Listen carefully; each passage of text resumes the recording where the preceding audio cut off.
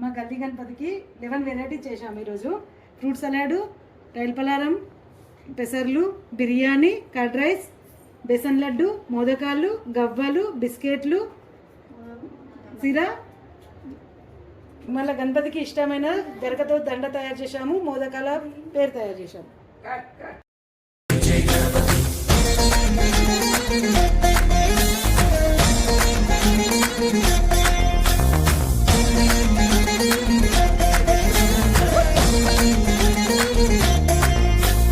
జయ జయ గణేశ, జై కొడత గణేశ, జయములింపు బొజ్జ గణేశ.